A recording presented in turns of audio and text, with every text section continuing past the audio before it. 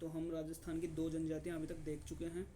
अब राजस्थान की तीसरी प्रमुख जनजाति हम देखने जा रहे हैं। तो देखते हैं राजस्थान की 2 जनजातियाँ, जिसमें हमने कही है एक तो कंजर जनजाति, एक कथोड़ी जनजाति। ये 2 जनजातियाँ हम कर चुके हैं पूरी। तीसरी जनजाति को देखते हैं, जो कि है हमारी डामोर जनजाति। इनका केंद्र जो रहता है वो आप मानिए सीमलवाड़ा पंचायत समिति। इनका केंद्र है सीमलवाड़ा पंचायत समिति, जो कि है डूंगरपुर में। कहाँ पे है? डूंगरपुर में। इसे डामरिया क्षेत्र कहा जाता है। इसको क्या कहते हैं? डामरिया क्षेत्र कहते हैं। ये डामोर रहते हैं, इसलिए इनको क्या कहते हैं? डामरिया क्षेत्र। यह जनजाति वनों पर आश्रित नहीं है, बल्कि ये कृषि और पशुपालन पर आश्रित है। किस पे? कृषि और पशुपालन पर आश्रित है ये जनजाति। पुरुष भी महिलाओं की तरह गहने पहनते हैं। इनमें क्या होता है? पुरुष भी महिलाओं की तरह गहने पहनते हैं। ये अपना पॉइंट क्लियर हुआ। पिछली 2 जो जनजातियाँ देखी थी हमने, उनमें पुरुष महिलाओं की तरह गहने नहीं पहनते थे, परंतु इस डामोर जनजाति में पुरुष भी महिलाओं की तरह गहने पहनते हैं। ठीक है। इनकी भाषा पर गुजराती का प्रभाव है। ये क्यों हुआ है?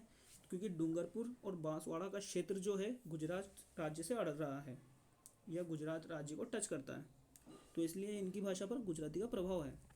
इनका मुखिया जो होता है मुखी कहलाता है। इनका मुखिया क्या कहलाता है? तो मुखी कहलाता है। ठीक है।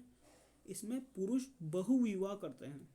कितने विवाह कर लेते हैं? बहुविवाह, मतलब एक से ज़्यादा विवाह कर सकते हैं। इनके पुरुष जो होते हैं, डामोर जनजाति के पुरुष बहुविवाह कर सकते हैं। इसको इंग्लिश में क्या कहते हैं? पोलीगैमी। क्या कहते हैं? पोलीगैमी। Okay, no doubt. वधु मूल्य जो होता है उसको दापा कहते हैं। इसमें जो वधु का मूल्य दिया जाता है, जैसे अगर दूसरी शादी करेंगे ये लोग, तो इसमें वधु का मूल्य देंगे, उसको ये दापा कहते हैं। होली का जो प्रोग्राम होता है उसे चाड़िया कहते हैं ये लोग। क्या कहते हैं? चाड़िया।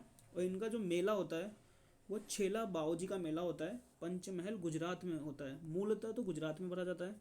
और 11 की रेवड़ी का मेला जो होता है वो डूंगरपुर में होता है। 11 की रेवड़ी का मेला डूंगरपुर में, थोड़ा सा अपने को ध्यान रखने वाली बात है। वैसे एग्ज़ाम में देखा जाए तो एग्ज़ाम में क्वेश्चन यहाँ से बनते हैं, यहाँ से बनते हैं, यहाँ से बनते हैं और यहाँ से बनते हैं। ठीक है। चौथी जनजाति को जो हम राजस्थान की देखने जा रहे हैं वह है सांसी जनजाति। कौन सी जनजाति है? तो सांसी जनजाति है। इसका मुख्य केंद्र कहाँ पे है? तो मुख्य केंद्र इसको मान सकते हैं हम भरतपुर में है। इस जनजाति में मुख्यतः 2 वर्ग होते हैं, एक तो बीजा, एक माला। इस जनजाति में कितने वर्ग होते हैं? 2 वर्ग। बीजा और माला के नाम से 2 वर्ग होते हैं। ये जो सांसी जनजाति के लोग होते हैं, ये भाकर बाऊजी की कसम लेकर कभी झूठ नहीं बोलते हैं। कौन सी कसम लेकर? भाकर बाऊजी की कसम। अब भाकर बाऊजी की कसम ये लेते हैं तो कैसे लेंगे, ये भी वर्णन दिया गया है। तो भाकर बाऊजी की कसम लेते समय एक हाथ में तो कुल्हाड़ी और दूसरे हाथ में पीपल का पत्ता रखते हैं। इसको और डिस्क्राइब करने के लिए मैंने साइड में फ़ोटो लगा रखा है, जो हम देख लेते हैं। एक हाथ में, इस इंसान के हाथ में एक हाथ में कुल्हाड़ी है और एक हाथ में पीपल का पत्ता होगा इसके हाथ में, तब ये भाकर बाऊजी की कसम लेते हैं। ठीक है, यहाँ तक क्लियर। इसके बाद देखते हैं हम, तो ये सिकोदरी माता की पूजा करते हैं। कौन सी माता की? सिकोदरी माता की ये लोग पूजा करते हैं। इस जनजाति में विधवा विवाह नहीं किया जाता है। इस जनजाति में विधवा विवाह नहीं किया जाता है। कुकड़ी जो होता है विवाह के दौरान महिलाओं से संबंधित रस्म है। कौन सी है? कुकड़ी जो है, कुकड़ी रस्म जो है विवाह के दौरान महिलाओं से संबंधित रस्म है। तो ये अपनी चौथी जनजाति खत्म होती है, जो कि है सांसी जनजाति। ठीक है। हम अगली जनजाति पर देखते हैं, तो वह है सहरिया जनजाति। यह जनजाति जो है, सहरिया शब्द सहर फारसी शब्द से, फारसी भाषा से बना है, जिसका अर्थ होता है जंगल। क्या होता है? जंगल इसका अर्थ होता है। यह सहर शब्द से बना है, फारसी लैंग्वेज से बना है। इसका जो मुख्य केंद्र है वो हम 12 बोल सकते हैं, 12 जिले को, बट उसमें भी 2 जो जगह हैं उनको मुख्यतः इसमें मुख्य केंद्र माना गया है इनकी जनजाति के लिए। वह है एक तो किशनगंज 12, एक शाहाबाद 12 और किशनगंज 12। ठीक है। ये एकमात्र आदिम जनजाति है। ये एकमात्र आदिम जनजाति है। इस चीज़ को आप बहुत इम्पोर्टेंट मान लीजिएगा एग्ज़ाम के नज़रिए से।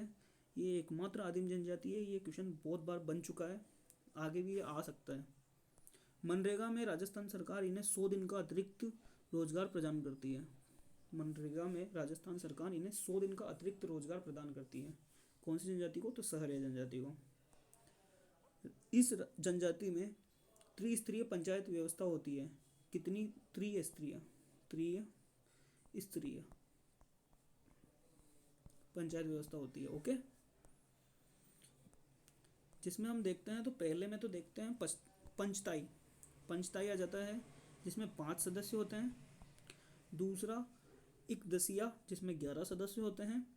और तीसरा 84, जिसमें सदस्यों की गणना नहीं की गई है, बट ये होता है वाल्मीकि मंदिर सीताबाड़ी बाड़ा में।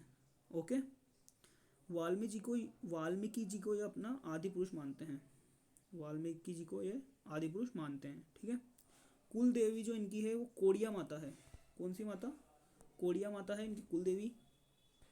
तेजा जी तथा भैरू जी की पूजा करते हैं।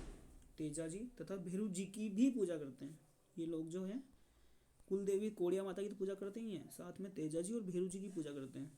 सहरिया जनजाति के लोग तेजा जी और भैरू जी की पूजा करते हैं। इस बात को आप बहुत अच्छे तरीके से समझ चुके होंगे। वर्षा ऋतु में आल्हा व लहंगी नामक गीत गाते हैं। वर्षा ऋतु में आल्हा एंड लहंगी नामक ये गीत गाते हैं। ठीक है। दीपावली पर हीड़ गाते हैं। वर्षा ऋतु में तो कौन सा गीत गाते हैं? आला और लहंगी, ये 2 गीत। और दिवाली पर कौन सा गाते हैं? तो हीड़ नामक गीत गाते हैं ये। ठीक है, यहाँ तक कोई डाउट नहीं होगा। ओके, तो आगे चलते हैं। होली पर लठमार होली खेलते हैं। होली पर कौन सी होली खेलते हैं? लठमार होली खेलते हैं ये लोग, लठमार। ओके। मकर संक्रांति पर लकड़ों से डंडों से लेंगी खेलते हैं। मकर संक्रांति पर लकड़ी के डंडों से लेंगी खेलते हैं। ये लेंगी इनका खेल मानते हैं ये लोग, जो संक्रांति पर खेलते हैं। गांव सहरोल है। गांव जो इनका ये लोग मानते हैं, तो गांव है, मुख्यतः गांव है इनका सहरोल, और बस्ती है सहराना। इनकी बस्ती को क्या कहते हैं? सहराना। इनका सामुदायिक जो केंद्र होता है उसको बंगला कहते हैं, थाई कहते हैं, हथाई कहते हैं और ढोलिया कहते हैं। बंगला मेन है इनका। ये मुख्यतः प्रश्न आ जाता है एग्जाम्स में। ओके, आगे बढ़ते हैं। तो पेड़ों पर जो घर होते हैं इनके, पेड़ों पर घर, उनको टोपा बोलते हैं, गोपना बोलते हैं, कोरुआ बोलते हैं। इसमें टोपा इनका मुख्य शब्द है एग्जाम के पॉइंट ऑफ व्यू से। मुखिया इनका कोतवाल कहलाता है। मुखिया क्या कहलाता है? इनका कोतवाल कहलाता है। इस जनजाति में दहेज प्रथा का अस्तित्व नहीं है।